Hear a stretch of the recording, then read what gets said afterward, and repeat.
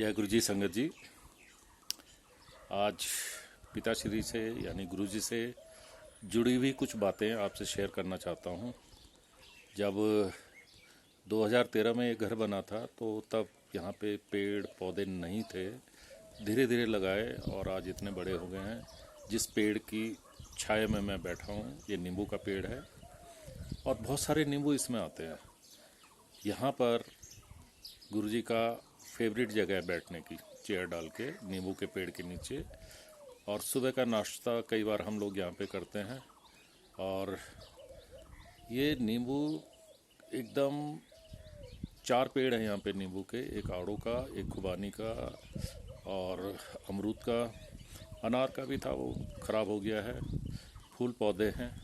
यहाँ मेहंदी की हैज़ थी, लेकिन वो अभी हम 1.5 साल बाद आए तो वो हैज़ ख़राब हो गई, उसको निकालना पड़ा। तो यहाँ पे सुबह के टाइम सूर्योदय से पहले या सूर्योदय भी हो जाता था, जब हम वॉक करके आते थे तो अक्सर यहाँ पे बैठा करते हैं। अभी मैं चेयर का सेटअप दिखाऊंगा कि कौन सी चेयर पे वो बैठा करते हैं। उस टाइम बैठा करते थे, अब भी बैठा करते हैं। और इस तरीके से यहाँ पे शाम को भी बैठा करते हैं। और रात को जब ठंडी छाया बह रही होती है तो यहाँ पे अक्सर हमारा बैठने का एक किस्म से अड्डा है। तो इस नींबू के पेड़ से जुड़ी हुई मैं एक खबर शेयर करना चाहता हूँ आपसे। जब इसमें नींबू खूब गच बने हुए थे, एकदम डाली झुक रही थी नींबुओं से, तो एक सज्जन आए और नींबू निकाल के ले गए। गुरुजी ने बोला, वो कहीं गए हुए थे, आए, कहते नींबू किसने निकाला? अच्छा, उन्होंने फ्लैशबैक में देखा, अच्छा वो निकाल के ले गया, अभी मैं इसको ठीक करके आता हूँ। मेरे पेड़ से नींबू कैसे ले गया? और जब हम फरीदाबाद भी वापस चले गए थे तो वो तो कहीं भी देख लेते हैं। तो एक दिन देखा कि कोई आंटी आई हैं और नींबू, कहते ये कहीं मेरे नींबू ना उठा के ले जाए।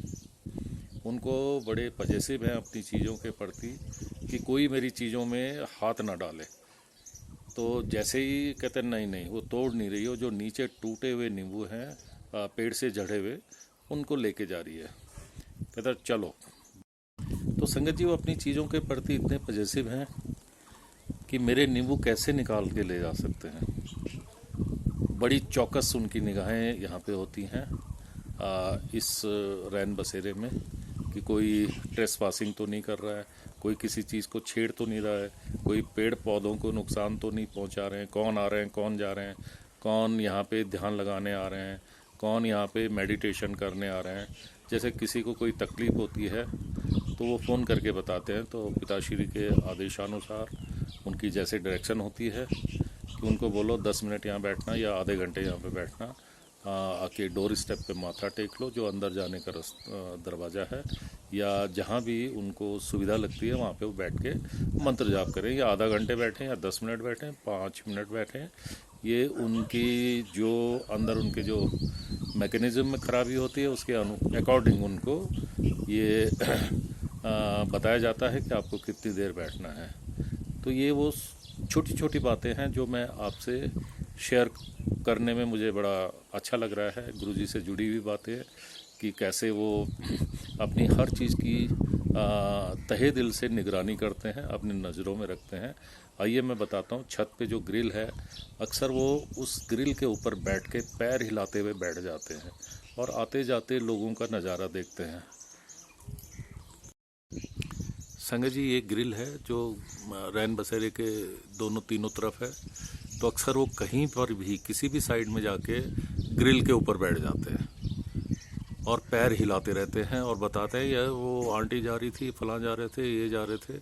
ह्यूमर उनके अंदर कूट कूट के भरा हुआ है कि कैसे किसी भी चीज़ में वो ह्यूमर ढूंढ निकालते हैं। तो यहाँ से वो रौनक देखा करते हैं। जब भी उनका मन होता है वो इस तरफ का दौरा करने के लिए आ जाते हैं और जितनी भी देर चाहे रुकें और नज़ारे देख के फिर वापस चले जाते हैं। संगत जी, ये चेयर का सेटअप होता है यहाँ पे बैठने के लिए, सुबह भी और शाम को भी। जो सबसे किनारे वाली पेड़ की जड़ वाली है वो पिताश्री उसमें बैठा करते हैं। और पूरे इलाके में नज़र रखते हैं उधर से। ये नींबू का पेड़ है, इसके नीचे उनकी पसंदीदा जगह है ये बैठने की, और मैं हमेशा इस सीट पे खाली रखता हूँ इस चेयर को, किसी को बैठने नहीं देता। और जो भी मिलने आते हैं वो समझ जाते हैं कि ये चेयर खाली है, इसलिए कोई भी वहाँ पे बैठने की कोशिश नहीं करता है। ये वो रेलिंग है मधुमालती की, जो लताएं हैं फूलों की, उस साइड में बैठ के पैर हिलाते हुए कभी उधर देखते हैं, कभी इधर देखते हैं, कभी ये आगे की तरफ, जहाँ उनकी इच्छा होती है वो अपने नज़ारे देखते हैं और अपनी लीलाएं भी दिखाते हैं। कई लोगों को महसूस हो जाता है कि यहाँ पे सुपर पावर है, कोई शक्ति है, उनको अंदाज़ा हो जाता है, एहसास हो जाता है। जिनको उन्होंने अपनी प्रेजेंस फेल्ट करानी होती है वो समझ जाते हैं। तो ये वो रेलिंग है, परमात्मा देखो कैसे कहाँ पर किसी भी रूप में, कुछ संगत इसमें यकीन नहीं करेगी लेकिन ये सच्चाई है। इस तरह से वो अपना डिवाइन रूप एंजॉय करते हैं। कहीं भी जाके किसी भी इतने सरल तरल निर्मल कोमल किसी भी जगह बैठ जाते हैं।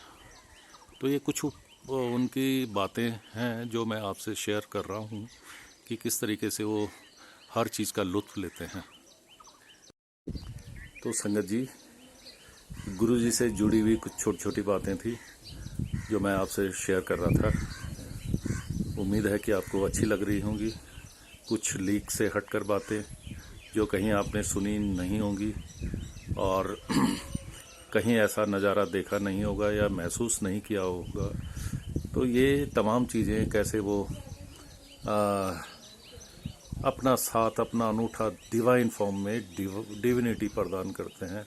बड़ा अच्छा लगता है, बड़ा आनंदित, पीसफुल, इस शांतिपूर्ण माहौल में ठंडी हवा के झोंकों के साथ अक्सर यहाँ पे नाश्ता करते हैं, बैठा करते हैं। सुबह भी, शाम में, जब भी उनकी इच्छा होती है, कभी धूप सेंकनी होती तो यहाँ पे बैठ जाते हैं। और नींबू की ऑर्गेनिक, यहाँ सारी चीज़ें ऑर्गेनिक हैं, तो इतनी खुशबू उसकी आती रहती है। तो जय गुरु जी संगत जी, शुक्राना गुरु जी, लव यू गुरु जी।